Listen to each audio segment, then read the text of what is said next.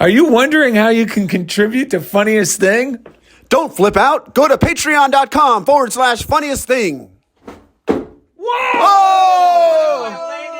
Oh! That would have been crazy. Welcome to The Funniest Thing, Yes. where each week we share stories about how stepping out boldly always leads to better than expected outcomes. Thank heavens it does. I'm Darrell. I'm Ed. And we're broadcasting live from CHOBO Studios in... Beautiful downtown Van Nuys. Yes. Look at that. If you're on YouTube, you could see Indy playing with scissors. This episode was inspired by one of our listeners. Yes, our amazing listener who is a guest on the show. From England? From England recently, the home of my cat. She lives the homeland of the breed of cat I have in the Devonshire. Her name's Grace Deathridge. She said, "Thank you for this great episode. The other day I heard a woman in a shop saying that the word blame, a synonym for criticize, which is what we were talking about on the show, is derived from the word blaspheme, which really struck me. And something I notice in myself is that sometimes when my thoughts criticize or blame that, or sometimes my thoughts criticize or blame myself for criticizing or blaming myself. That's the double whammy. When, of course, it's all really a call for love." So that led us. We really love the idea that blame is derived from the word blaspheme or blasphemy, which led us to the show title, Blame is Blasphemy. Blame is Blasphemy. With spiritual skate instructor and influencer, Mitch Busk. Blaming is blasphemy because it is denying the power of God at work in our lives. It is trying to prove we're hapless victims of circumstance. Since the universe always responds to our beliefs, which is really important to remember, blame prevents the good we desire from dropping into our lap. On this episode, Darrell and Ed point out that when we drop the blame, especially toward ourselves, we invite God into our experience and everything improves. And during the second segment, miracle-minded Mitch Busk gets us enthusiastically looking for the golden links in the chain of our good with today's reading, which is bold. Yes. It's important to look for those golden links to connect the dots, as we say. Well, blame is connecting the dots with all the bad things. And I'm proving that, see, there is no God. God's not good because look. And blame keeps us stuck and our life never improves, which led to our three breaths. But I noticed you used a word in your mother tongue when introducing Mitch. What did I say? You call what I would say influenza. You used your mom's language and you called him, and you said he's an influencer. Which means, oh, Edward, you got the influenza. the influencer. You got the influencer, Edward. On that note, let's bless the Patreon contributions. Thank you all. It's all been coming in. We magnify and multiply all that good that's coming in. Patreon.com/funniest thing. Thank you, Donald, for increasing your Patreon contribution for the month. Because you're actually helping this show for us to continue to do it and share it with other people who will also benefit, who you think or who may also benefit from it. And you may not realize this, but this is actually, we have a constant membership drive going. You may not realize this. Darrell, why don't you tell them about being a member of the Funniest Thing Club? Yeah, and this membership is absolutely free. That's right. Yeah. We get so high that we make you a member whether you know it or not. You may already be a member. That is to say, you make yourself a member based on the way you live. So why don't you tell them about it? Yeah, and if you listen to last week's episode, this is nothing new. This idea of Funniest Thing Club was once considered or called, we discovered, the Miracle Club. Yes. In the late 19th century, early 20th century, of people who actually started doing what we're doing, which is applying these principles in their lives. Yeah. And then experiencing the results of them actually working, miracles, which just means things that seem unreasonable to my regular way of thinking seem to occur naturally when we practice this idea. And remember, the funniest thing simply is, I'll describe it, we're a group of truth enthusiasts who live each day as ambassadors of God's love. As we consciously radiate love, we perform everyday miracles and experience better than expected outcomes. If you're already living this way or strive to, then you may consider yourself a member. We motivate one another by simply sharing how miracles occur naturally in our circumstances as a result of living lovingly and expectantly. Producer Indy's not around right now, is he? Why? You're going to turn on the I got AC? a deal. I got a deal I want to share with everyone. Uh-oh. I'm going to have to let you in on some. Oh, he's here. Hopefully you're not too mad at me when I let everyone know you're already a member of the Platinum Inner Circle of the Funniest Thing Club. Yeah. You know how the coaches let you into the, because that we do not want to engage in blasphemy, which is any thought that limits the Holy Spirit from doing their work. You do not need Darrell and Ed to make this stuff work. No. I'm letting the cat out of the bag. This stuff is already working in your life. It's working in everyone's life. So we just love being part of the party of people who live this way also. And share the exciting results that, holy cow, this stuff really works. That's right. We love the contributions through Patreon because it really does lubricate everything and help it move along, as rightly so. More than that, though, we just love being at a party, which is this is, full of people who we can actually relate to. It's not that often that Darrell and I find people that we really know. We have come to see the people who live this stuff the way we live this stuff are the ones who, when you share a funniest thing or a coincidence, they light up. Yeah. They know what you mean, and then they magnify it, or maybe they share their own. The people who may say they're living this stuff but aren't part of this party are the ones who discredit what. Well, we're going to talk about it. Yes. They continue to blame and discredit and go, well, that could have. Well, that would have probably happened anyway, Edward. That's right. And the world needs more giving this stuff away and igniting this stuff in everyone around us, because there's so many people like us who we call ourselves, like, we practice the non-member philosophy. Yeah. Once someone wants me to be a member of something that requires me to compromise myself in any way, in the past, I've gone along with it, but I get diminishing returns. I feel worse and worse about myself, and then I start blaming them and wonder why things aren't working. So this is not that kind of club. And that's why Darrell, it's just amazing that Darrell came up with the idea of Funniest Thing Club, and he's always loved clubs like that. Different clubs that have existed, the right kind of club. The He-Man Woman Haters Club? Yeah, that one was. Hey, man, there's a time and a place. And the Little Rascal. But it's that lighthearted term. It's a club full of enthusiasts, and you don't have to show up. The best, because what we really want. It's not like, if you don't come here, it's all going to fall apart. That's you're not true at all. Member. And you're always welcome back. Yes, and you could tune in anytime you like. Yeah. There's no pressure. The most important thing we want to drive home is two things. One, we talked about this on the last episode too, a lot. Right. That we want to encourage you to see the idea, which all the great spiritual masters or prophets want you to see, which is your life is your ministry. Meaning your everyday life is your ministry. That's right. How you treat people, how you treat yourself.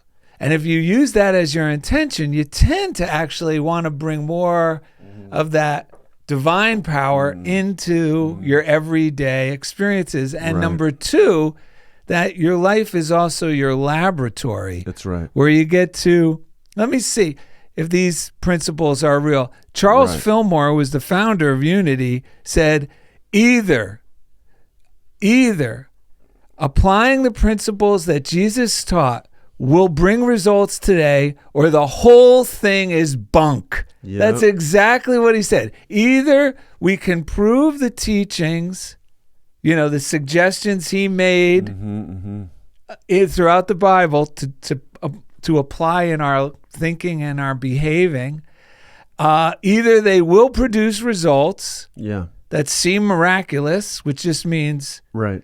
solutions that reason would say, that could never work out. Like our limited reason can't see beyond. Or the whole thing's bunk. That's the best thing ever I've ever heard. Yeah. Because that's what I needed to find. And that's what blew my mind when I was introduced to this stuff. At first, I thought, oh, yeah, right. Mike do prayer and meditation in the morning. And I was just like, really? Like, I need something that's going to work. Right. Same.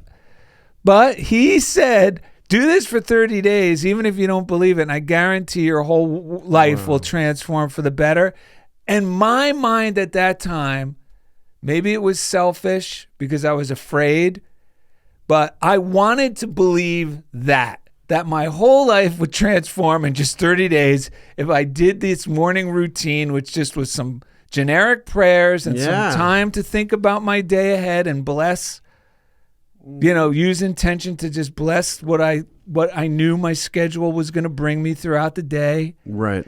And man, by 30 days, it changed everything, and I've been hooked ever since. Yeah, and this really is the most selfish pursuit in the end, because it really is connecting with our own personal desire. And in what we really all desire is a sense of our divinity, a sense of empowerment, a knowing that we are loved and worthy. And so it's amazing how, like you said, like there can be like a smaller idea of selfishness, but it merges with this greater idea of selfishness, and it all comes together in an amazing way. Let me share. We got some postcards this week. Yeah. If you want to send us anything, funniest thing, P.O. Box 1312, Culver City, California 90232. We got from Kirky. Again, if you go on YouTube, find Funniest Thing with Darrell and Ed, you can see these postcards. It says, missing since Thursday. Have you seen them? Call the police. It's our heads on a pair of legs, 2 pairs of legs running away. And that's right. Oftentimes, our minds do have us running away, but then we end up landing in these chairs on Saturday in CHOBO Studios and delivering a heck of a show. So he says, guys, Alan Cohen says, what happens to you in the outer world is not a cause.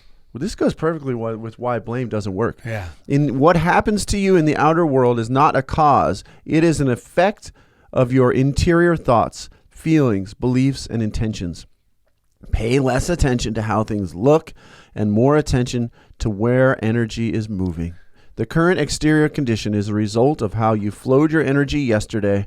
Tomorrow's, what does that say? Outer conditions will be a result of how you flow your energy today.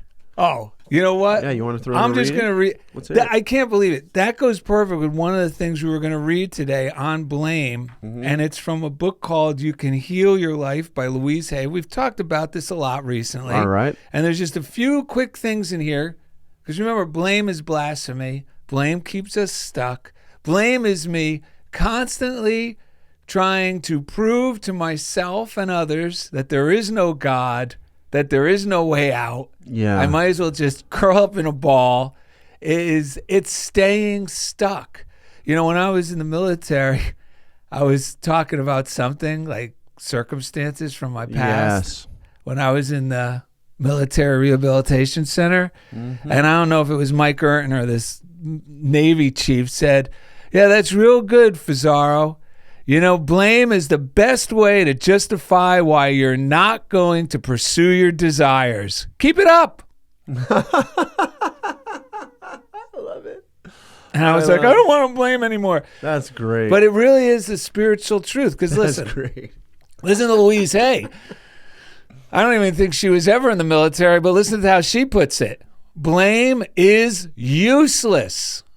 Useless. Yeah. Blaming only gives away our power. That's why it's blasphemous, because it's saying I have no power and there's no Holy Spirit, which we learned the origin of Holy Spirit. We learned this from Nancy Norman. Was it the activity of God? God in action. God in action. So blaming only gives away our power. Keep your power. Without power, we cannot make changes. So every time we're blaming, I am refusing to change for the. I'm not personally, because I don't want you to think this is willpower we have to change. This is the miracle of it all. Right. Stop blaming, and then the Holy Spirit can come in, which is the activity of God, and improve our circumstances. The helpless victim cannot see a way out. Right. And that goes right. I'm just going to read all three. Ahead, yeah. And this goes right to what Kirk said, where life is effect, not cause. And that's why blaming is saying life is cause. Like the happenings in our life. Look at these circumstances. Why does this keep happening to me? Mm-hmm. So that's what blame does. It says life is cause. It's not. Your mind is a tool you can choose to use any way you wish. So you can blame if you want, but you're going to stay in your current circumstances that you don't like. And I know you don't like them if you're blaming, because you wouldn't be blaming if you liked them. That's right. All right. There is an incredible power and intelligence within you, constantly responding to your thoughts and words. That's the cause. As you learn to control your mind by the conscious choice of thoughts, you align yourself with this power. Do not think your mind is in control. You are in control of your mind. You use your mind. You cannot stop thinking those. You can stop thinking those old thoughts. When your old thinking tries to come back, saying, "It's so hard to change," take mental control. Say to your mind, "I now choose to believe it is becoming easier for me to make changes." You may have to have this conversation with your mind several times for it to acknowledge that you are in control, and then what you say goes. And finally, driving this whole point home is our point of power is here. That's why Jesus, between the two thieves, said, rejoice, for today you will be with me in paradise. It's because the thoughts we think now, this is what allows me to stop blaming myself for reprehensible things I think I've done, or regrets about things of why didn't things turn out, why I should have done this instead of that, or blaming institutions or parents, right? Or upbringing. If it wasn't for that, I wouldn't be thinking this way. Right. Well, here's the good news, that once we realize that what we think now is where all the power is, it absolves us of blaming ourselves, because that instantly is corrected. Right. So here she says, stop for a moment and catch your thought. Because if what we think now is producing our reality, it says stop for a moment and catch your thought. What are you thinking right now? If it is true that your thoughts shape your life, would you want what you were just thinking right now to become true for you? If it's a thought of worry or anger or hurt or revenge or fear, how do you think this thought will come back to you? It's not always easy to catch our thoughts because they move so swiftly. However, we can begin right now to watch and listen to what we say. If you hear yourself expressing negative words of any sort, stop in mid-sentence. Either rephrase the sentence or just drop it. You could even say to it, out. Imagine yourself. Now, this is a great visualization tool, because this is the great reality of it all. Imagine yourself in a line at a cafeteria, or what Ed likes, perhaps at a buffet in a luxurious hotel. Well, that does hit the spot, because my family used to go to Las Vegas a lot when I was younger for vacations, and the buffets, amazing. Okay. Dude. Well, here we are, folks. Imagine you're at one of those incredible luxurious hotels in Vegas. The Flamingo Hilton was amazing. All right. But right next to the Barnaby Coast.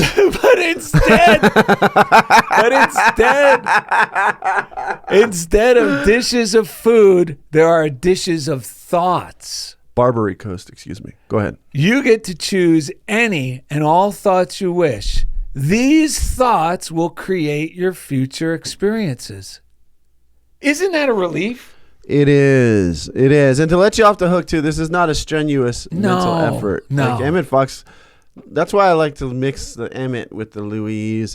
Because you have to. I was thinking about the way that could be heard if you're in a tough spot.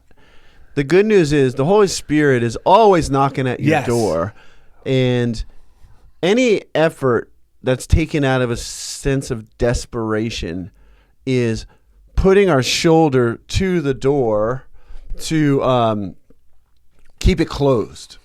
The door wants to open. That's why this works. The Holy Spirit is trying to push in all the time. Yes. And sometimes we don't realize that the energy, the feeling of our words is way more important than what we're actually saying. So sometimes we think these spiritual tools, and we talked about this beforehand, is just like another desperate thing that keeps us in control. A lot of this is letting go of control.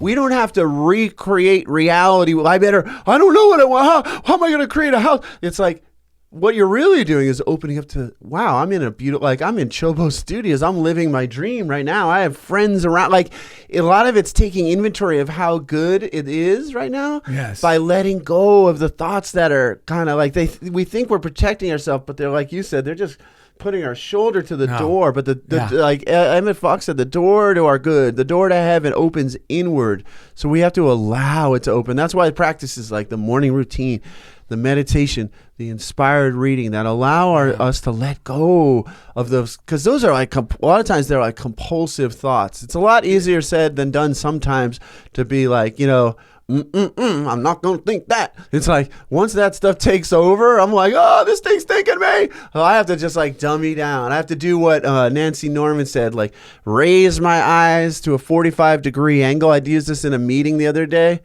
She said, what was it, like a biblical thing? Towards the hill whence my salvation comes. Yeah, so these simple tools like this. So if you're ever in a stressful place, say you're in a meeting, like I was in 2 meetings. They went wonderful yesterday, and I use this tool. Yeah, it works. If our mind and if the people around you are feeling bogged down in the same energy, or you're feeling bogged, I use this in 2 like meetings that could have been kind of contentious, but ended up going beautifully. And one of the things that helped, I just looked at where the ceiling meets the top of the wall, just focused my eyes there for just a few moments. And there's a chemical thing that starts to happen. This new, more uplifting, or I just read in something Schoonover sent us. It was, who was it? Frank B. Whitney or something? He called it being uphearted. You know who Frank B. Whitney is? Huh. He is the guy at Unity who went to Fillmore early on and said, unless people start getting into a regular habit of applying this stuff, they're not going to do it. He came up with the idea, and he was the first head of the Daily Word, because he said, we got to give these people who are new to this something that they could read new each day in the morning that gets them connected. Wow. He's the originator of the Daily Word. That's amazing, because we just mentioned morning routine, and he basically brought the morning routine. And I just felt the Holy Spirit enter the room when you said that, because what happened in my meetings by doing this, he calls it being uphearted. Blame is downhearted. It's closing everything down. Do this simple practice. It turned me into an uphearted person. And one person in our meeting that I've been judgmental toward him at times, but I realized when I saw him, I was like, that's just cutting me off from God. Yeah. I let go of that.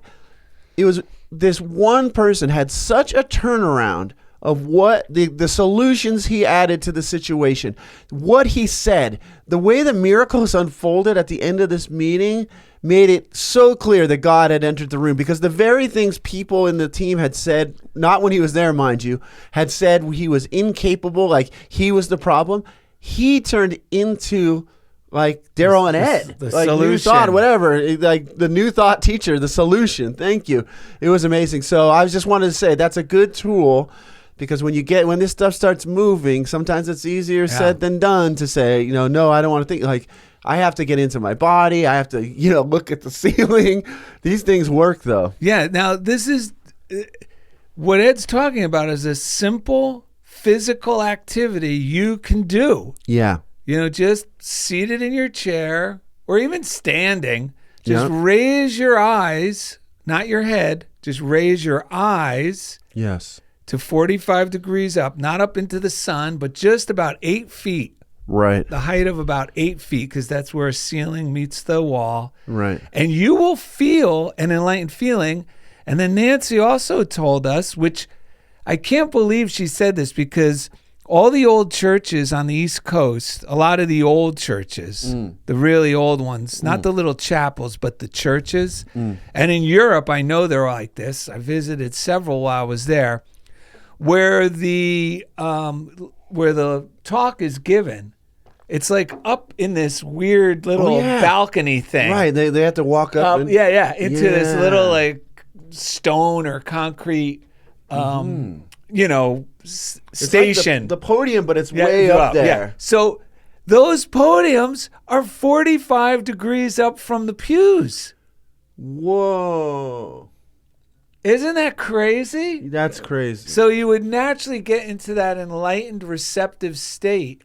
Yeah, because what we're saying is you don't have to try to will yourself into thinking more positive thoughts, because that's what that's why you got to have theology along with psychology.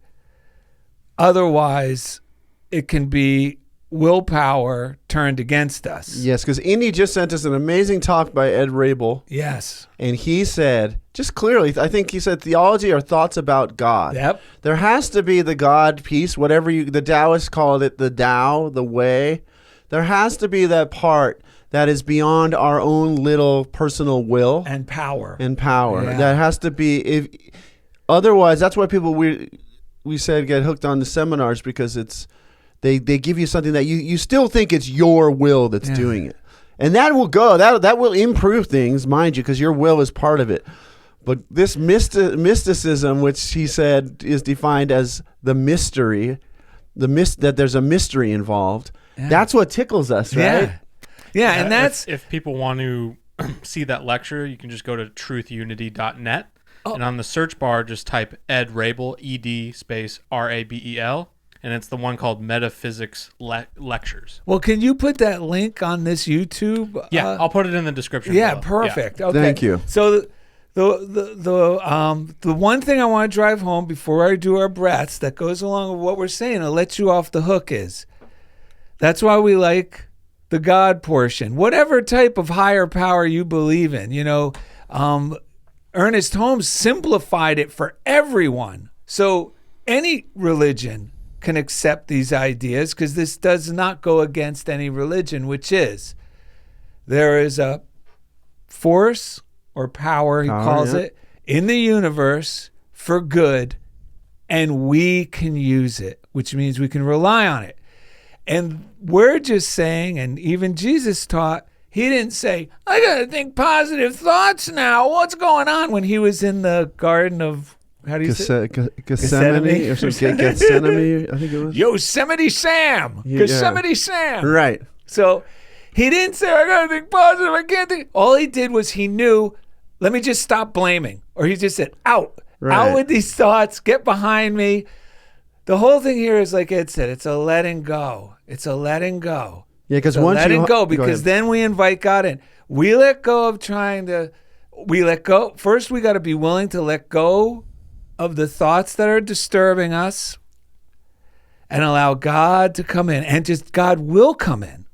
Yeah, and I was just going to say, then once we jump on board, it's like, woohoo! Jet ski. Then we can't go wrong. Yeah, Jesus on the jet ski pulls up, hop on the back, buddy, let's go. Then we're having a good time. Then we can't do wrong, like literally, because everywhere we go, doors open, we light up the room instantly. Yeah, and I got to tell you, I got to confess that this God piece, I still feel somewhat embarrassed about it at times when I'm in other settings, to admit that I'm relying on this mystery, this God thing. Like Darrell, when I'm with Darrell, it makes it easy because he's like gushing and flowing about it. Well, that's why we got to be in a club, because I feel the same way too in some circles. Right. And so I just want everyone to know, Darrell and Ed also, when the cameras are rolling, we also have to take a breath. We don't even necessarily the most important thing is not that I tell people that I have faith in God. It's an inward affirmation that I trust that this mysterious power is going to resolve this, no matter how silly it sounds. Sometimes it's better to affirm it inwardly than to put it out there and then get into sort of like a wrestling match with people, and that ends up just putting me in a place where I don't feel good. So let's just share a quick postcards from Lois Conklin. You can look again on YouTube. You'll see them. Thoughts for today from Silent Unity. She creates these for us every week. This is such a beautiful bird singing. And she said, this is her thought for today from Silent Unity. We walk in the energy of harmony, which is another name for heaven. We found out from Nancy Norman. If you're not going to Nancy Norman's Infinite Prosperity class, what's the name of the website, Indy? Joy of Life. UnityJoyOfLife.org. Yes, you go Unity to the Infinite Prosperity tab. Yep. Okay, good. Yes, thank you. So check that out. We walk in the energy of harmony. Again, that's another word. That's what heaven means, harmony. We walk in the energy of love. We walk in the energy of faith. Hi, Darrell and Ed. I got the book Thoughts for a Friend by Foster McClellan. Love it so much. I'm encouraged each week by your show. Thank you. Love Lois Conklin. We got another one. Wow. It says, quote for the day by Amy Poehler, of all people.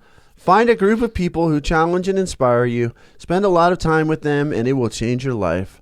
I joined an art group and a writing group, and the results were amazing. Made new friends too. Thank you for postcard, Darrell Center. Yep. You can find those at darrellanded.com. Blessings on you both. Love, Lois Conklin. I just want to say real quick, Billy Crosby. Yes. We had a reel. I know you've been maneuvering how you feel about being included in the reels. But I had to. This is good news because he saw the one where you said that our vibration attracts circumstances. You got to remember, we're just regular guys. All of a sudden, we have things up on Instagram, Facebook, hearing things, our voices in our heads. I don't really have the face for television or YouTube. I don't have YouTube. I'm not an influenza. God uses the least among us. Like Mitch, like our guest who's coming on. I'd consider you an influenza. An influenza? Okay. Yeah, you. My joy is contagious. That's right. An influenza. I'm an influenza. I think my Italian grandma was good. He's an influenza. So Billy Crosby saw that though, and he said, "Remember, you were saying our vibration attracts our circumstances." Yes. And he said, I've been noticing that a lot more lately, simply by paying more attention. Who would have thought? We love you, Billy Crosby. NYC. Thank you, Chief Engineer Jeff Comfort out in Kansas City, Kansas, because each week he takes us right into the comfort zone. Yes. Thank you, Indy, right here at CHOBO Studios. Thank y'all. Wouldn't Jesus be considered an influenza or influencer? Sorry. Well, he only. Oh, I don't. Wait. Can't talk. We about will that. have the shocking answer to that. Yes, we have my the bad. shocking answer to that. Yeah, coming up in the second segment. Let's take a few breaths together, then take a break and bring in our three breaths. Mitchell Busk. Let's take a breath to clear our mind. Wait. Oh, I'm not even ready. Wait, Did you write them down? What's here? This right here. Yeah, I wrote them down. Oh, okay, good. Wait, look, someone's got a trash bag on his head, or is that a garbage? It's on can? fire with ice. Okay. Let's take a deep breath. Life's never the same. Yeah. Okay. This is the good news. Yes. If you're tired of getting more of the same. Yeah.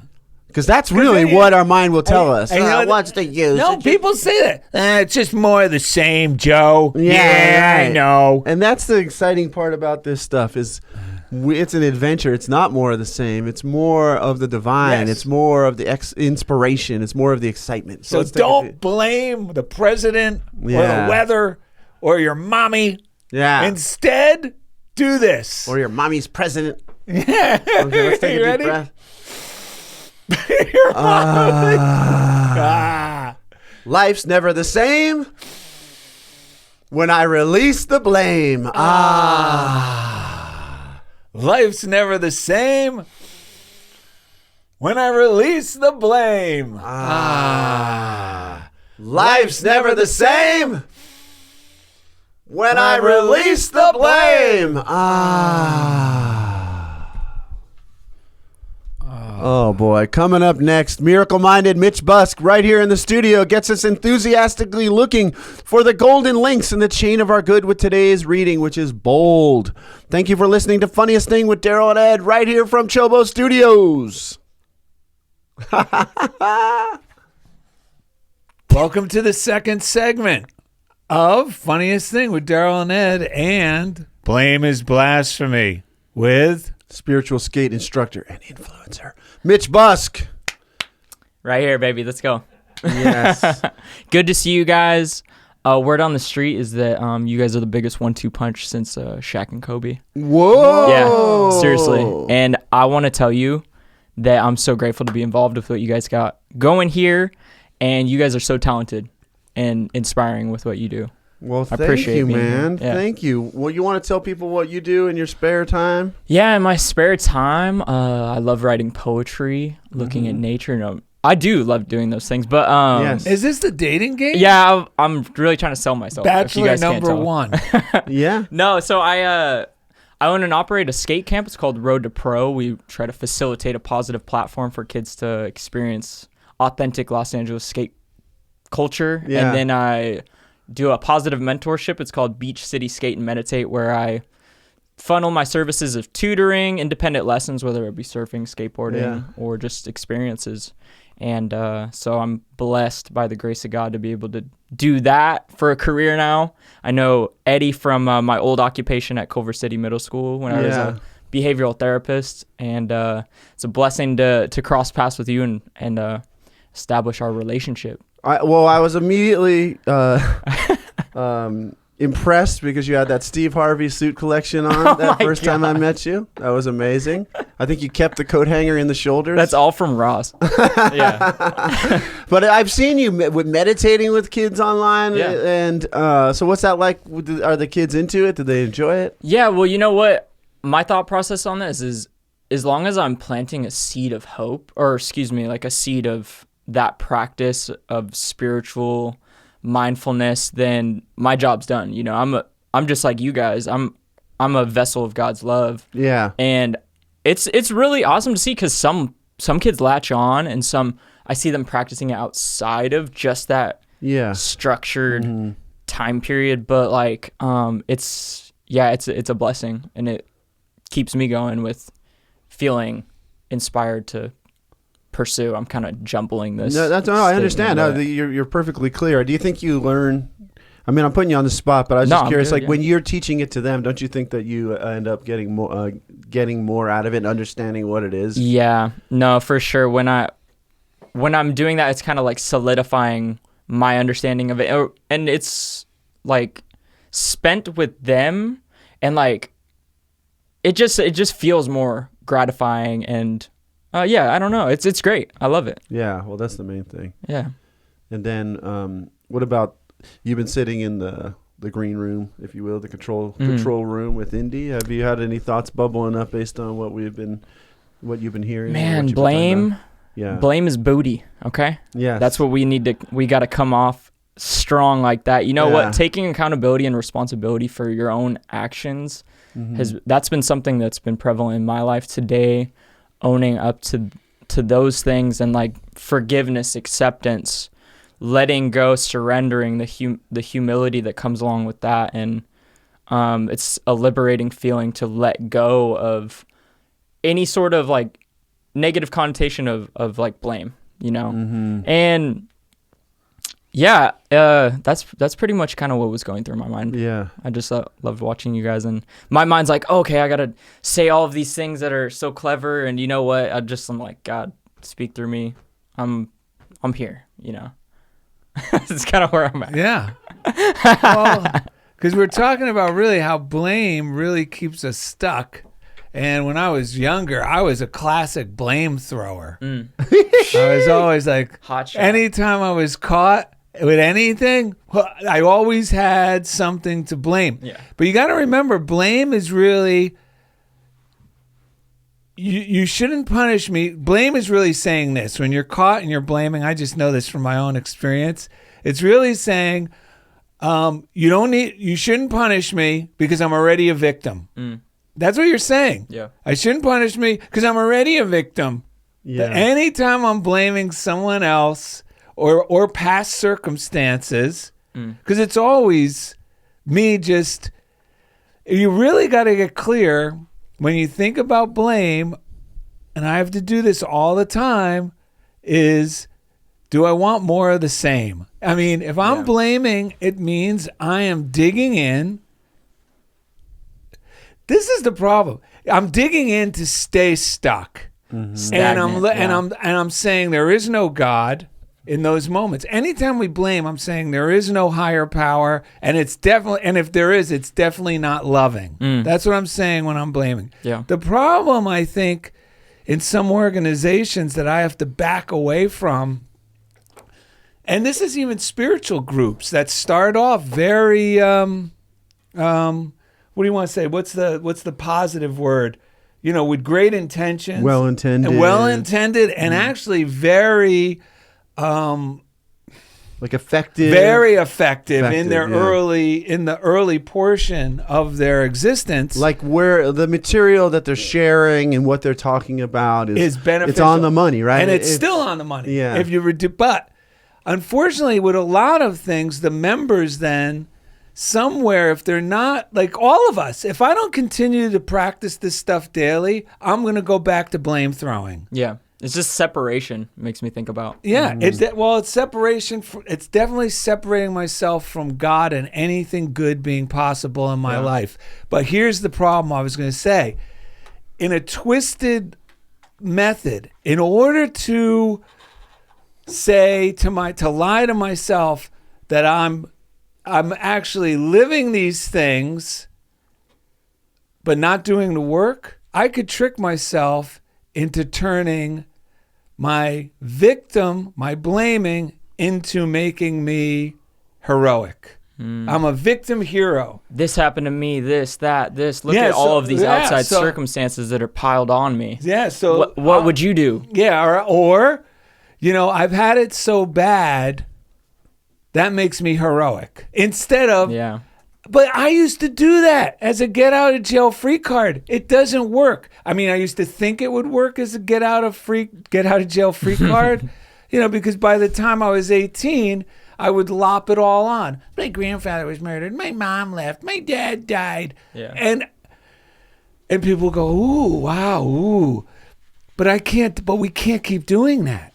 Right. We got to stop doing it. Temple Hayes, the minister up at Unity of Santa Barbara, says one of the things she says at the start of all of her services, and once we're over 30, we can no longer blame our parents, correct? Yes. And you got to say yes.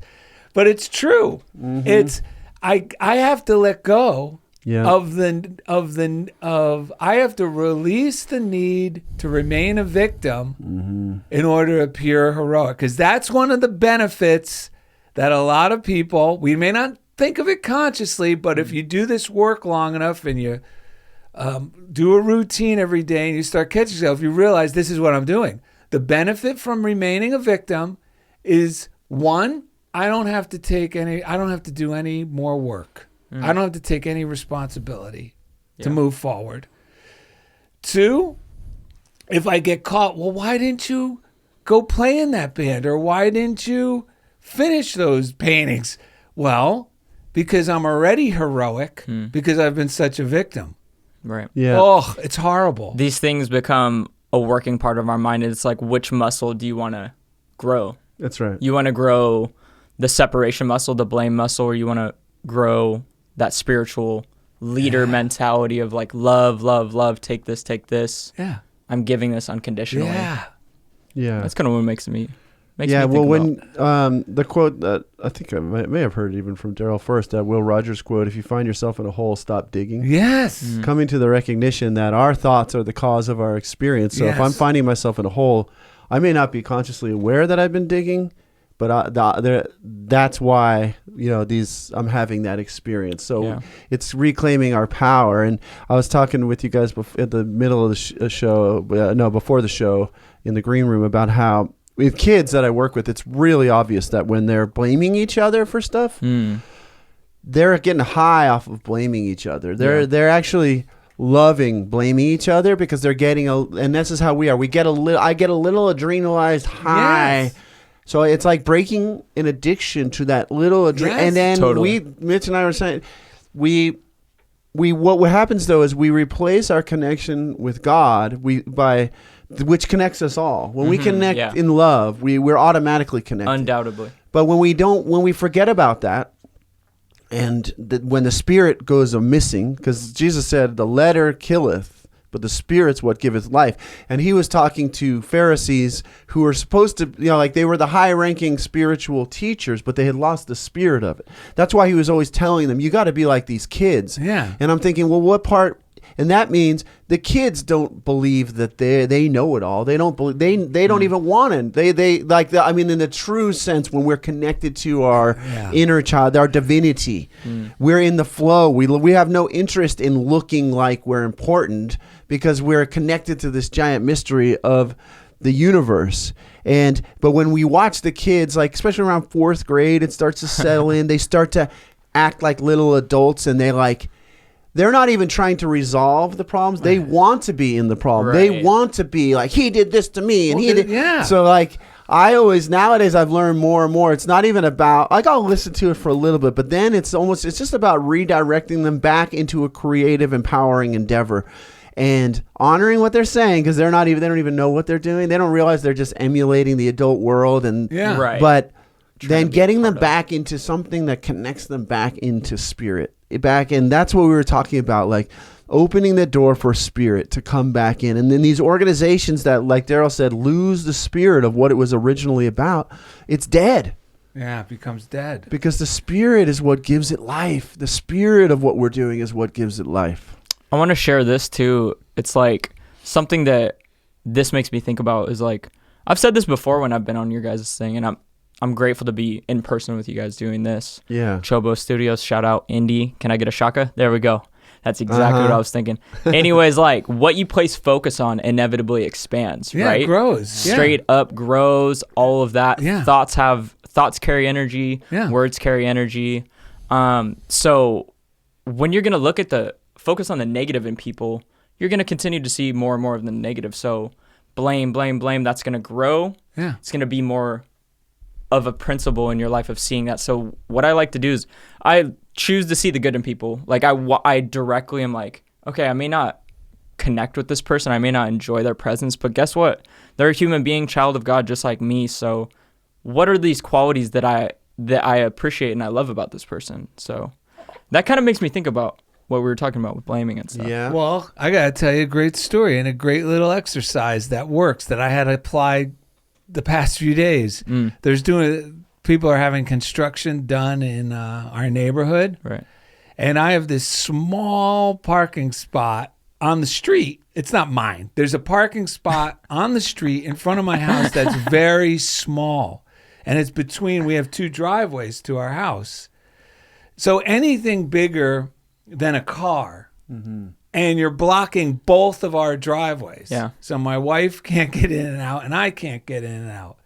I mean, it's a pretty high-end problem to have 2 driveways. It's privileged. And No, for 2 sure. houses. Yeah, so, you apply these principles. It's amazing. And No, they work. 100% Because there's right. no reason logically why my life should be this good other my than gosh. believing in these principles. Dude. Yeah. And this So- is not exclusive to No, I know. us. This Yeah. is accessible to everybody. everyone. That's the good news. Yeah. That anyone. And that it's a choice. So, but here's what happens to us and to me. So this guy, one of the workers, has a giant truck. And the past few mornings, he's been parking, and it eats into both driveways. And man, I go, what do I do?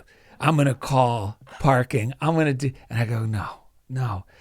And I got just because I do my morning routine in the living room, so I see it as I'm doing my routine. I go, no, bring it back to the morning routine. Right.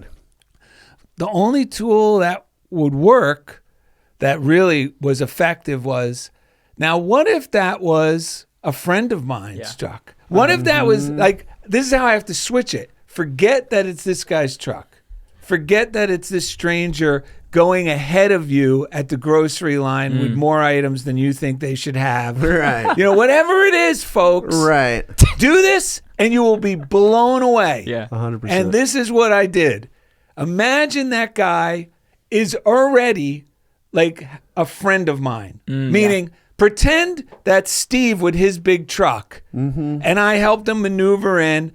Because really, even though he was eating into both driveways, we could still manage to get in and out. There you go. And if that was a friend of mine, if that was Mitch Busk, hey, I'm teaching kids in the neighborhood. Do you have a space I could use?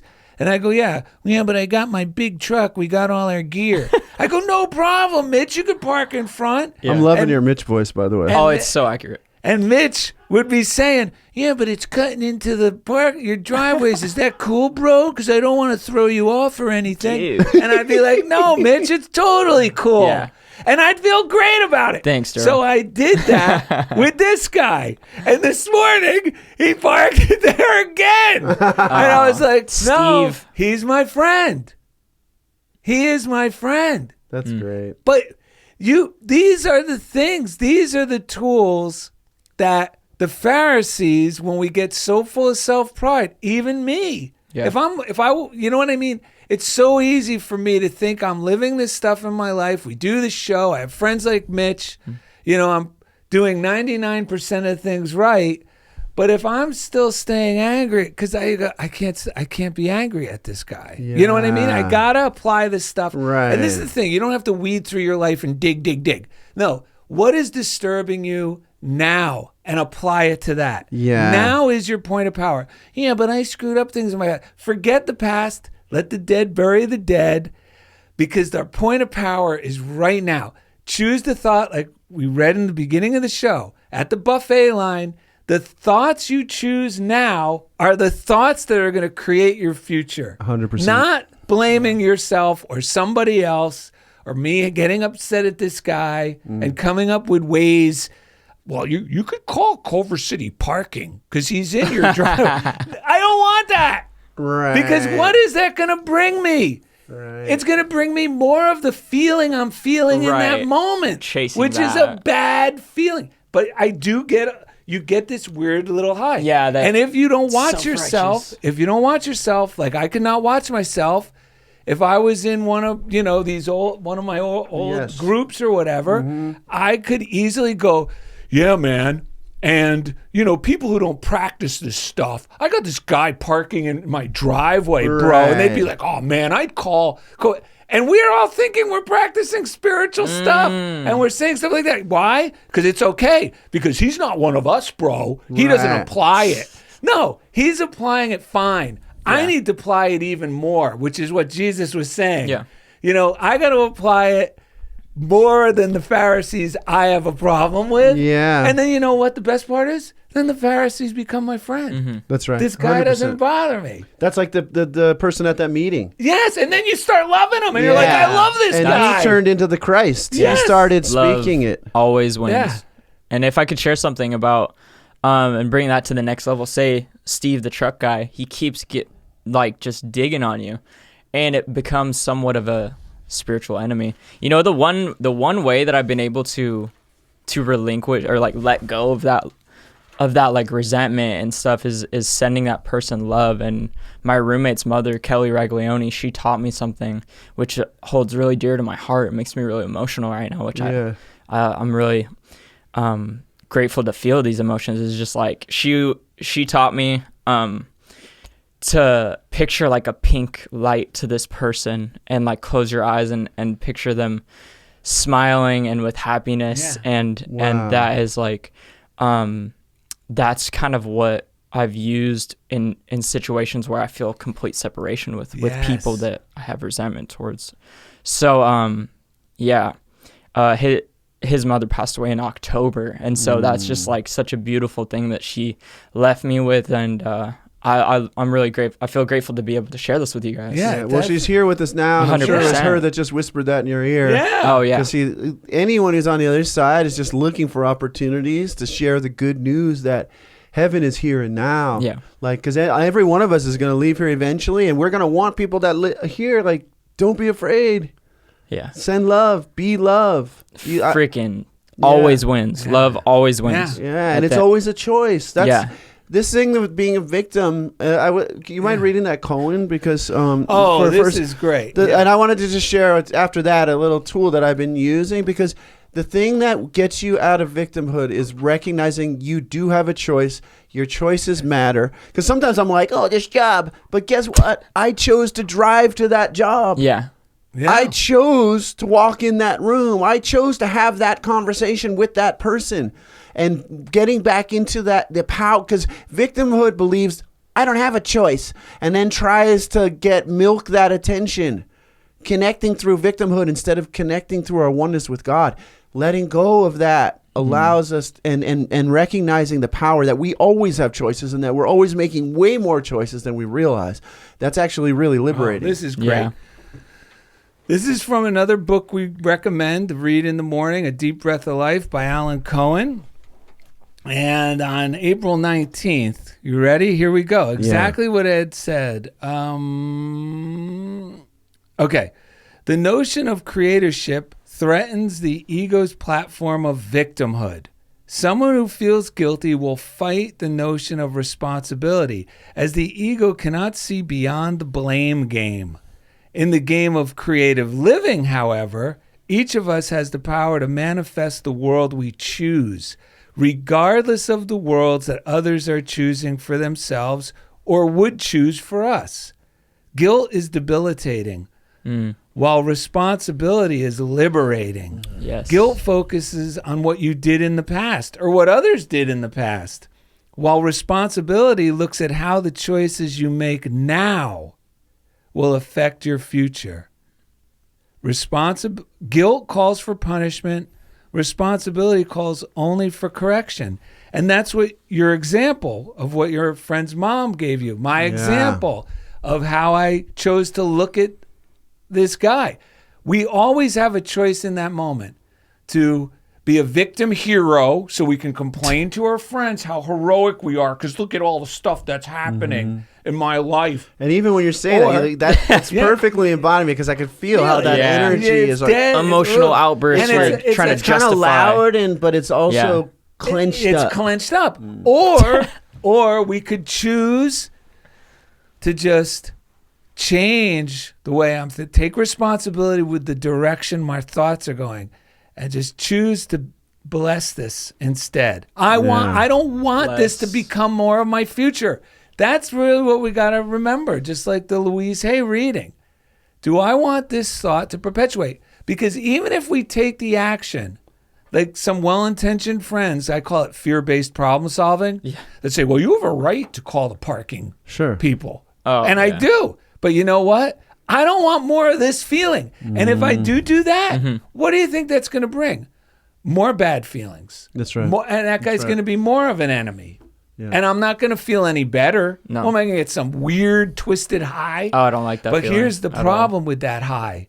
That high is no good. You know why? Because every time I followed through on doing what was right out of fear, like calling it the parking commission or whatever, well, what happens? I have to keep justifying it. That's how I know it's not good. Meaning, I have to go, I had to call the parking thing on this guy. And I would feel the need to have to keep justifying that like a lot of people we know do. And the reason I justify things like that is because my conscience doesn't feel good about it. The higher me knows, yeah, and then we keep getting that cheap high of someone else agreing with us. Yeah, or what bro, have. that's what I would do. But it's really you got to be the alpha. Yeah, agreeing on victimhood. It's horrible. Big backpack of responsibility to continue to float that train down that negative alley. Yeah, so keep pushing. I can only run as fast as I can in front of a moving train for only so long. Right. And so the activity I did this week, which helped me, because it's easy to start looking at like my subconscious mind, the things I'm thinking, the judgments I'm having. Even if I'm living this spiritual path, I start judging myself on a whole other set of things, right? So what I've been doing is writing down, well, what did I choose today? I chose to do my morning routine. I mean, stuff that I do every day, but making a note of it. Yes. I chose to find the best possible state of mind I could find to come in to work with these kids. I chose to call back that parent instead of running away. I chose to send my wife a loving text. I chose to do this show. I chose, and now I start giving myself credit for the only thing I really have power over, which is my choices, because in the past I wouldn't give myself credit for those things. And it tells a much better story of who I am. It gets me out of the victim role, because if I did get into something that I didn't enjoy, I'm the one who chose. I made so many choices that I like the empirical, like scientific look at it, that I empirically just made a lot of choices. So it's not like this cruel life made me have this experience. No. There were so many choices I made but that's the liberating thing, is that if it was something I didn't enjoy, then I could make different choices. If it was something I did enjoy, then I feel empowered, like, wow, my choices matter, because the universe is responding to our choices. Heaven on earth is when we're living the life of our dreams, our desires. It has to come from within us. So embracing our choice in the matter, it's not selfish. It's really the only thing that we really have control over, is that. I mean, I had an opportunity recently to, I went to see this, remember that teacher that I had to have that sit down with the principal and everything, and I blessed it and everything went. Nice. And that's continued to transform. This time I went to her room. We had made a plan for me to go work with a student at that time. I went there, no one there. No, we had a plan to meet and talk about something, about a student. And this teacher wasn't there. They bailed. Well, yeah, because they had business. So I almost mirrored what I was afraid she was going to judge me. I better her write, and it was like, I better write her an email and tell her I came to cover myself. Oh yeah. But I was like, but that's like me doing what I'm afraid they're going to do. What would the real me, the healthy me? I wouldn't do anything. I'd go, oh, she was probably busy, and I just go. So I did that. I walk into the office, and there she is, and she's having a happy conversation with someone, and she goes, please don't talk to me about work. Yeah. And I go, oh, I love that attitude. I said, because I just went to your room because we had said we were going to meet, and she's like, oh my God, I forgot. I go, who cares? It's like, I said, let's just deal with it next week. Let's not even worry about it. Enjoy your day. And as a result of that, but it was what you just said. I didn't call the parking inspector on her. Yeah. I didn't construct something to cover my behind. Ugh. I just let it go and stepped into the boldness of this way of living, got out of the victim role, and we had and our relationship just continues to get better as a result. Well, which you is know amazing. what the best part is? That God doesn't do spite work. So even if you're writing down all your your choices that you made that were good, and then you made one, the thing is not to keep blaming myself and regretting the one choice that I made. Oh, I can't believe I said I'd do this, or I did this, because God is so forgiving that the moment we can let that go, then our future, we don't reap the negative. Agreed. What do you call it? The negative consequences of that. And William James even said, the first step in relieving yourself of the consequences of anything is acceptance, Right? Which is forgiveness. Yep. Yeah. Always the answer. What do you think? Yeah. I got a great look. From you right there. Well, I was just accepting how handsome you are, Mitch. Wow, I was thinking the same thing. as a Those cool eyes. compliment. Those eyes have seen a lot of love, but they're never gonna.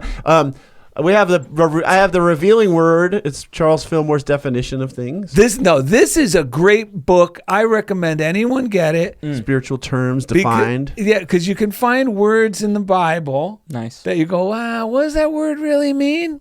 And this gives the metaphysical, esoteric, the meaning, the deeper meaning of these words. And it's so refreshing and enlightening. You're like, oh, wow, now this makes perfect sense. Yeah, and Joseph Murphy has a great book called The Power of Decision, and he emphasizes in there is the only place any guilt and punishment exists is in our own minds. It's not in the nature of God to condemn any of its creations. That is all in our minds. So the moment we let it go, it is the nature of spirit to flow in. It is who we are. It's the nature of spirit to flow in and bless us in abundantly. So we have to let go of these things in our mind. But what if I keep ruminating on that pain? Well, then you're keeping your shoulder on the door. Right. But it's not like it wouldn't hurt if God wasn't trying to get in. Yeah. The pain is resisting the God. Yeah. I feel like sometimes I feel that pain, and then it's like it just comes to me without me even thinking. I'm trying to put up my shields, but then it revisits, and then I have morbid reflection about these things that hurt Well, me. yeah. I mean, we're not saying you're never going to have these thoughts. I have them all the time. In the shower this morning, all of a sudden I'm going, why am I thinking of this thing from 10 years ago? And I just go, Darrell, stop it. Or like Jesus said, get behind me, Satan. Right. It just means it's coming up to be they're coming up because your consciousness now or subconscious is becoming more filled with good. Right. That's right. These ideas, they can't go down and down. If you're healing, like shrapnel comes up and out. Ooh. Everything I've comes. seen videos of those. Well, it comes up and out of your system. The same thing with these thoughts.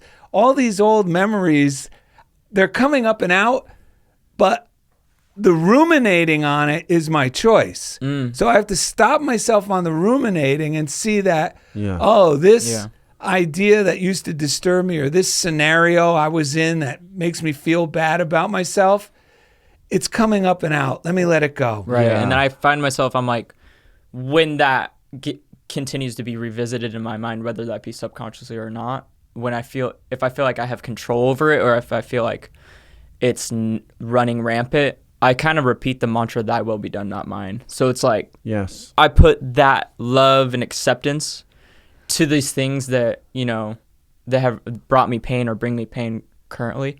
And I know that this too shall pass, and I'm going to continue to grow strong through that. But I'm not going to act like I'm perfect at None of this us thing, are perfect. Yeah, no one. I'm not saying that. But like I'm saying, like I'm still learning. I'm kind of young in this stuff. Well, good. Maybe one day you'll get to be my age and you'll still be learning. Right. Because I've been using this one to help me. These thoughts come up because we're talking about thoughts that feel bad, memories that we start ruminating, and we either get resentful or we start hating ourselves. Why did I do that? I'm a horrible person. Who am I kidding? Why am I doing this show? Because it's something that happened 10 years ago. Right. So I have been using this one. I tell my mind, I've suffered enough, meaning I don't need to punish myself with the thought anymore. And then I go right into, and wonderful things are happening for me now. New neural pathways, new connections. So I just go, I've suffered enough. Because the old me thought I had to keep punishing myself because I thought I was such a bad person. So I better punish myself to be resolved. Right. But that doesn't work. Because Ed just said that the only place this is existing within me. So I'm telling myself, Darrell, you suffered enough by your own thoughts. You suffered enough. And that thing lets it go. And then I really, because that's the denial, and then I bring in the affirmation, which is true. And wonderful things are happening for you now. Yeah. Okay, so I can let go of that. Yeah, well, we're like Tesla's self-drive. There's a part of us that's a self-driving car, right? And it was programmed to go to these destinations before.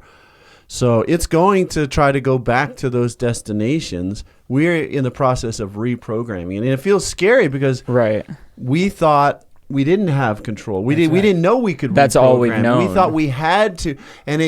But I like what you said. Thy will be done. What are you doing? You're letting the door open inward. Surrender to win. Anything we could do. Because sometimes on that subject, there's nothing in that moment we're going to do to get out of that spiral other than change the subject. Yeah. Yes. For that moment. Once we get a higher altitude, and the beauty of it is if that thing's active and we let ourselves get a higher altitude, that part will unravel itself naturally. So we don't have to keep chipping away at it. Sometimes, again, there's this weird little high that comes from marinating on it. So we have to be careful and ruminating. Yeah. We have to be careful about that. But we all do. My bad. I didn't mean to interrupt. No. I would much rather hear about your mind and how you apply it. Well, because the and word it'll tie into this. For sure. Well, the word resentment doesn't necessarily mean what people think it means. It means ruminating. Refeeling. It means ruminating on things that make me feel bad. Right. Rethinking and refeeling things that make me feel bad. That's what it means. It doesn't mean, oh, I'm a bad boy. I have resentments. Yeah, I'm still letting go of my resentments, bro. That's hell. That's amazing. Well, because I've heard people talk like that to me. Oh, I know you have. Otherwise, I know. That's what's amazing. Yeah. And I'm like, wait, what? Dude, listen to what Mitch just said. We don't want to keep ruminating. You're killing yourself. You're harming yourself. You know what's funny? That's like, it's resent. With the proudness of, Right. I'm still working on my resentment. So I'm cool because I'm not perfect, but I'm cool because I'm a badass because I was a bad boy. I don't want any of that anymore. I don't want like any of that around me, bro. Isn't that great? Yeah. Well, you think about it, it's the same message being resent to you. Yes. And how do you respond to it now? It's the same experience is now being sent to us. Do we like double down on redefining ourselves by it, like you said, or try to get props from people or whatever we do with it? Yeah. Do we like... It's almost like our subconscious mind sends us a letter. It's official. You're a victim. Here's the proof. What do we say? Oh, this is return to sender. This is a mistake, right? I'm re-identified. Like this was sent to the wrong address because I'm not a victim. And the other thing you could say to yourself is, I hear you, little Ed. I love you. Yes, that's a great one. No worries, I got you. Yeah, I got you. We're going somewhere new now. We're going somewhere new, and I'll even touch myself here and go, it's okay. Yeah, like you were doing with the pink. Yeah. Think pink? Yeah, right here. Think pink. Mm-hmm. Think pink. Yeah, like the Pink Panther. Come on. That's what she was I did teaching not you. like that movie. I watched 5 minutes. No, don't watch the movie. What, the Just one take with the the- Yeah, I'll slogan. take it. Yeah. Come on, about what's his name, the actor that was in it? I was so depressed because I was like, this isn't a cartoon. I know. I wanted it to be a cartoon. No. I think it even started with a cartoon as like the ad. I was like, oh, it's going to be great. Not the ad, intro. And all of a sudden, I was like, wait, this is people? I know. I wasn't too stoked on it. My roommate was so fired up to What's show that me guy's it. name with the mustache? Well, Peter Clouseau. Peter Sellers. Peter Sellers. Peter Clouseau Pan? was the character. He was selling, Yeah. but I wasn't Inspector buying. Clouseau. So anyway, Charles Fillmore says the definition for blasphemy is impious or irreverent thoughts toward God. Now, one might think, God, if we think bad thoughts about God, God gets mad at us, is really going to show us. But that's not it at all. No. It's thoughts such as sickness, poverty, death, thoughts that are not true about God. That's why they're blasphemous. It's not, God is not sitting up there going, how dare they not worship me? It's not that at all. Yeah. That's why blame is blasphemy. Yeah, and the quote is from Matthew 12:31, which says, but the blasphemy against the Spirit. Now, the Spirit's that thing that's knocking in. It's like water. It's trying to flow get in. to us. Yeah. It's trying to It's get the in. Holy Spirit. Yeah, Calling it God wants to in. flow in. So it says, but the blasphemy against the Spirit shall not be forgiven. And why? Because the thing that is doing the forgiveness is the Spirit. Yeah. So when we think thoughts that keep the Spirit out, we don't let the forgiveness happen. Yeah, we That's suffer. the only Yeah. reason it won't be forgiven. Yeah. Not because there's any God that's trying to not forgive us. It's because we won't let it in. That's right. We keep getting proud in my victimhood. This is and there's some I'm people not even letting in it. there's people in religions who don't want this to be true. They think they make their whole thing on you got to come here, you got to suffer, you got to earn it, but that's not God. Not at all. No, that's not. Every one of us has access to this the moment we let it in. That's the good news. The moment we let Let's it in, go. it transforms everything. We are born again. The moment we let it in. And we got to read the daily word. Yeah, so you got a great Don't reading. go by this clock because I started at like a half hour. And no, it said 3 minutes, and I paused the timer, Yeah, so just so we can finish off strong. So, Mitch Busk, what do you got there? Oh, what's that card in your hand? Oh man, every day is Valentine's Day over here at the funniest Where'd thing. you get that thing? I got it from these two dudes that kind of scare me. No, I love them. Read the whole thing. Thank you for all the ways you make this world a brighter one. Darrell and Ed. Love, Mitch Busk. Yeah. Yes. Thank you so much. Yeah, this was on my on my desk office. That was a over great there. daily word. I'm glad you chose. No, I'm just kidding. That No. Here we go. Oh, you were that was with your funniest thing breakfast package. Yeah, it was that we get. Your for our writer. It fan. was beautiful. This experience this morning. He gets an Egg McMuffin, Yeah. sausage Egg McMuffin, and a hash brown, and 2 ketchup packets Eddie- when you're a guest on our show. Eddie rubbed circles on my back for about 2 minutes, and it really freed me up spiritually to do this. I'm just playing, but I'm gonna read this. Yeah, Yeah, this is Cool. we're gonna drive it home. bold. I go off on these tangents. You're in the right place for that, buddy. Right, boldly, faithfully, I create my life. Sometimes doubts creep into my thinking, leading me into wonder whether I have what it takes to make my dreams come true. At those times, I feel emboldened when I remember I am a divine being, a child of God.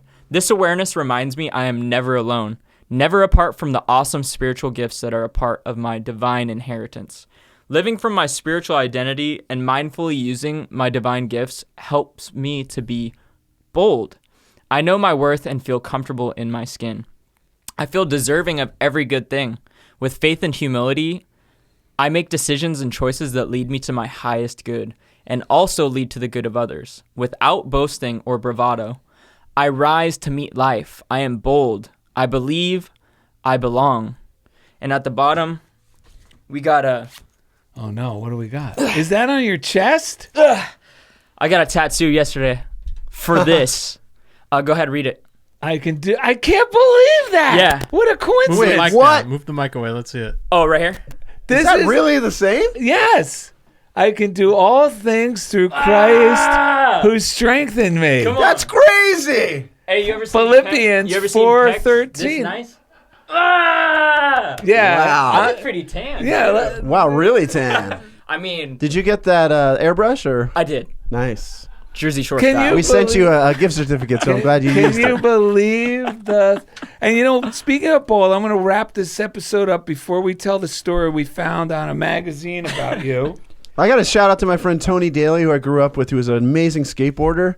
You look so much like him. Really? And he was just, I don't know, it's crazy. I don't know, there's something about this coming full circle. He was the funniest guy, amazing skateboarder. So love to Tony Daly out there, and I love your nails, by the way. Oh, thank you. People are going to want to watch the show just to see that Mitch Busk actually has tattooed on his chest the Bible verse from the Daily Word that we had him read today. Yeah, let's go. That's crazy. But hear from Catherine Ponder, and this goes along with bold.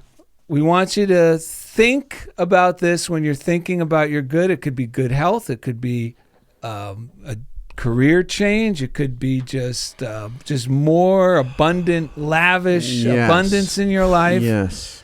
When you know the good you want and deliberately appreciate it, that means falling in love with that new you, the new health, the new job, or whatever it is. Fall in love with that, appreciate it. You make mental contact with it. You begin drawing it to you on the invisible plane. When you have drawn it close enough to you on the invisible level, just by appreciating your desire, it then manifests quickly. The good for which you prepared comes to you. That's how we prepare for our good, by appreciating it in advance. The good you appreciate overtakes you. Yes. Darrell gave me pointed out that he said, Ed, the biggest problem your mom ever taught you was that you have to suffer to earn money. And that's kind of like, what's that guy from, there's another Truth Talk speaker that speaks like that. The guy that wrote the Power of Positive Thinking. What's that guy? Norman Vincent Peale. Ed. Go a little higher, Ed. The voice is off. I think I'll go full Norman Vincent Peale. Ed. Yeah, that's it. The worst thing your mother ever taught you was that you have to suffer to earn money. It has to feel bad. And I was like, I'm not ready to hear this, but I know it's true. So I said, I hung up with Darrell and I said, what can I do to shift out of this? Because I was like on the surface level of different things that were bothering me, but he kind of went to the heart of it. So I started meditating, and it goes right with that. And I came up with this: my good comes to me joyfully, my money comes to me joyfully, and I'm laughing all the way to the bank. Yes. Laughing with joy, with the joy of God all the way to the bank. And see it. Yeah, see it. Picture, feel we were it. talking about You it. could say that about your health. Right. I am healthy. And I laugh loved. all the way to the bank. And You I can laugh. all the way to the bank. All the way to the bank. And we were talking about this earlier. I did that meditation of manifesting and accepting that feeling of, I have this, and making that connection of this is what I'm going to have, and you make that contact that you're reading appreciating about. it. Yeah, and you gotta be a little bit outlandish, right? This is not a reserved process. This is letting that joy. I have to become a new man, right? A new person, not the one that lives in this little box of what it's okay to Ed to do. I was telling, I was saying, we get this wrong idea. People are gonna think I'm crazy if I come in there joyfully. Guess what? They don't. They're actually delighted. Thank God, Ed's finally not constipated. He's happy today. They're starving for it. Okay. So we have from Thrasher Magazine and a Thrasher Magazine expose that Indy had under his mattress. I get to imitate Mitch Busk again. Go ahead. Indy had this under his mattress with a few other magazines. Oh, God. But he pulled this out. Again? And He peeled it away from the other magazines. And what does it say? It says, Mitch Busk's minister was concerned about the influencer path that Mitch was on. Yeah. Darrell was concerned about this earlier also. Just the word. He approached Mitch one day after the service and said, Mitch, I'm concerned about what you're doing on the internet. Are you sure this is what God has in mind for you? Mitch smiled. Yes, I am. I'm following Jesus. He was just like me. His minister was shocked. What do you mean Jesus was just like you? Mitch smiled. Well, he still lived at home with his mom and stepdad in his 30s. He believed he was God's gift to the world, and he tried to start a career as an influencer because he had 12 followers. Hey, you gotta start somewhere, okay? No, Hey, awesome! I love it. That's a good one. All right, we're going to try to bring joy to this And you song. know what? There's one thing Jesus did that Mitch still hasn't done. What? Walk on water. No, Jesus grew a beard because he was like you and looked too young for his age. Was that even a real beard? I'm trying, I wonder? dude. You're going to have to grow. That's what Jesus did. He goes, man, because people go, look at you. You look like you're just. Is There's that a why hair- Stephen Tom hair Thorpe grew implant. that? Yeah, I think so. Yeah. All right, we're going to try to sing this out. We got to do it with Joe. Look at Oh, that Andy. freaking stud. He's the bear in the cave. Okay, so, So this is from Howard Jones, isn't it? yeah, Howard Yeah. Jones. Want to do it quicker? Yeah, you know. You can look at the menu now. You can eat. You can feel the cushions now. You can have a seat. You can dip your foot in the pool. And you can have a swim. You forget the punishment and you don't commit a sin. And God wants you. Oh, And God wants God. Okay. God loves everyone. And God wants you. And you want God. And no one ever is to blame. Bum, bum, Do, do, do, do. Do, bum. do. Visit Mitch DarrellandEd.com. Busk, we love you, man. Love you To find guys. easy Road to links. Pro Skate. Road to Pro Skate. Check me out on Instagram and TikTok. I do skate fashion content as well. I forgot to say that. What about YouTube? You on there? Oh, YouTube. Yeah, Mitchell Busk. It's the same at MITCHBUSK. You can see my ventures with some of my students. And his new tattoos. My new I did, yeah, a couple on that I've posted on my yeah, YouTube you vlogs. can Check learn it how to out. wear the proper fit. Yeah. And God wants you, and you want God. No one ever is to blame. Wow, wasn't that an amazing podcast? Well, you could do that too here at CHOBOstudios.com here in the Los Angeles area. And if you're not in Los Angeles, you could always go to PodShuttle.io. It's our fully remote editing service where we'll cut up clips, we'll edit for you, podcast management. We do it all, baby. We got the digital goods here at PodShuttle and CHOBO. We love you.